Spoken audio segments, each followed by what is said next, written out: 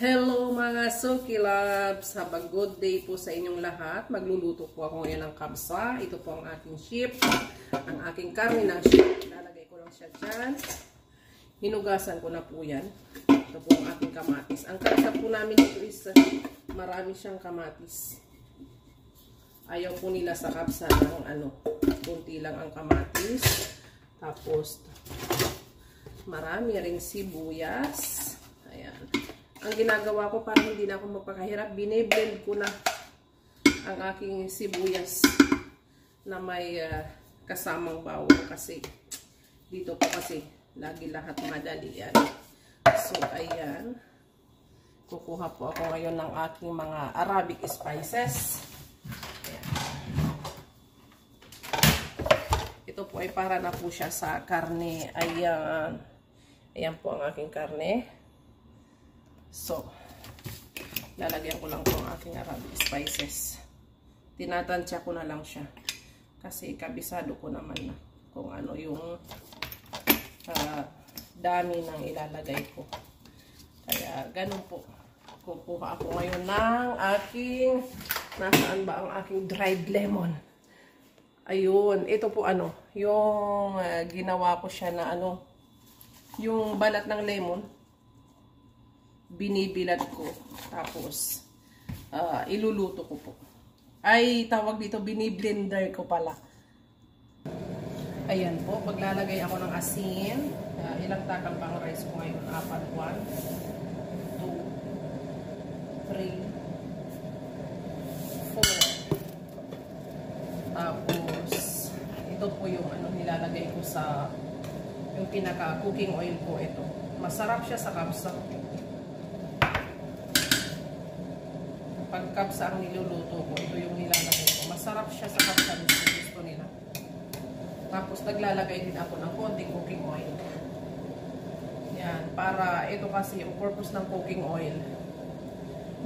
Yung kanin nila, ayaw nila ng dikit-dikit. Ang gusto nila yung kanin yung naghihiwa-hiwalay. Ganun po sila. So, tatakpan kita hanggang sa lumambot ka lang.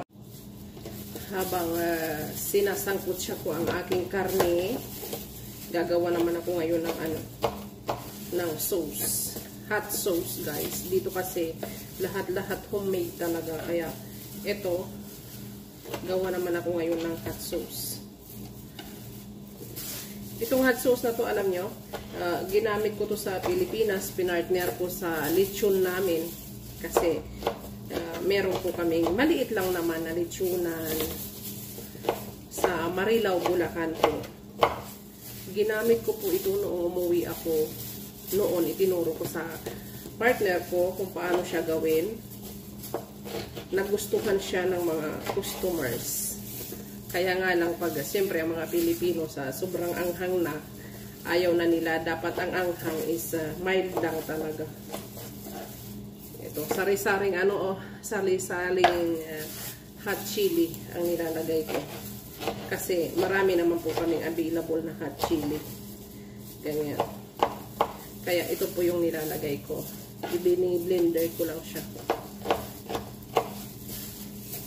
Para partner na rin sa aking kabsa. Gustong-gusto nila.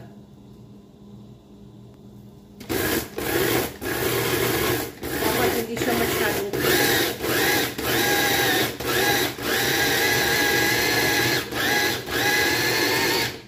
kasi pag sobrang tino, hindi siya masarap. So, ayan.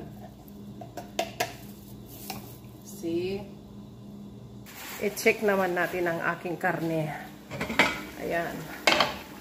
See? Dapat ganyan po siya hanggang sa matunaw talaga yung kamatis niya. Hanggang sa yung parang may tutong na siya. Kasi masarap talaga siya sa kabsa.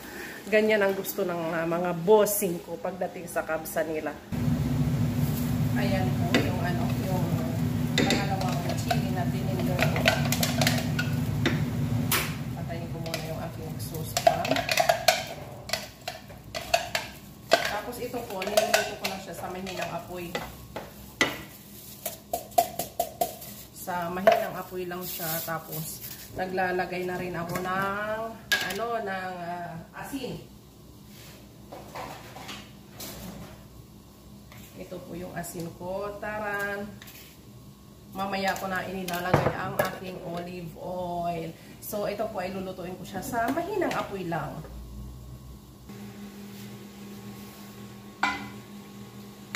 Mainit. Kaya halo-halo talaga.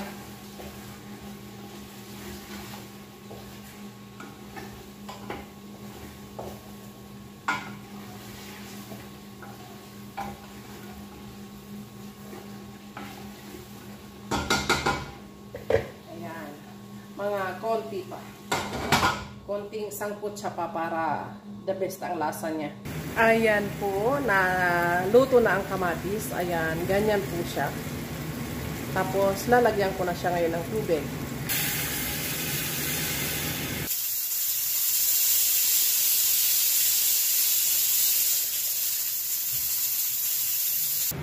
Guys, hindi pa luto ang aking karne. Pero, sabi kasi ng amo ko, dagdagan ko daw ng kalahating manok. Kaya, ayan, naghugas ako ng manok. Ilalagay ko siya dyan.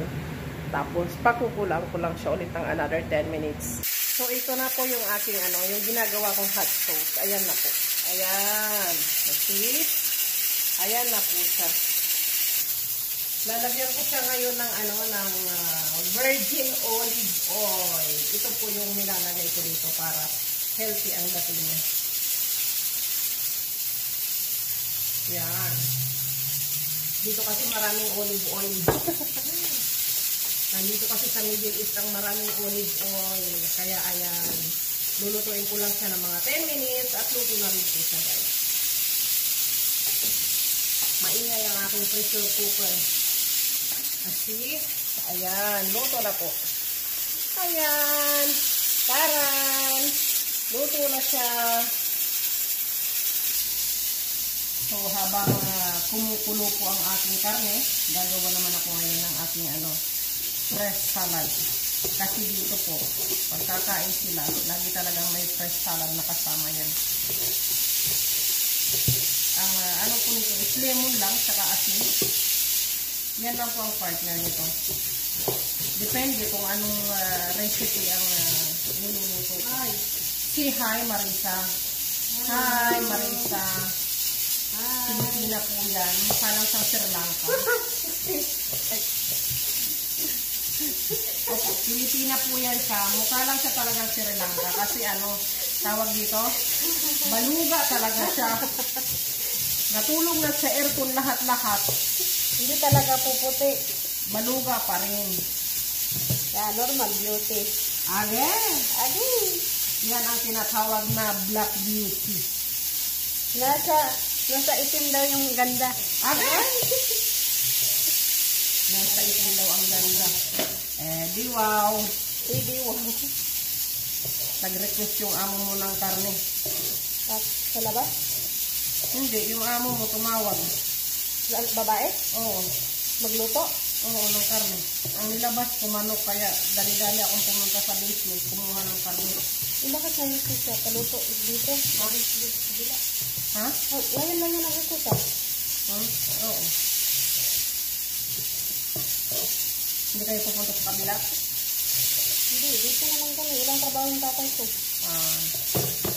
Pag walang trabaho Ayan po, luto na po ang aking kabsa. Ayan. See? So, yan po ang aking for today's video. Thank you for watching. Please like and share. Thank you po.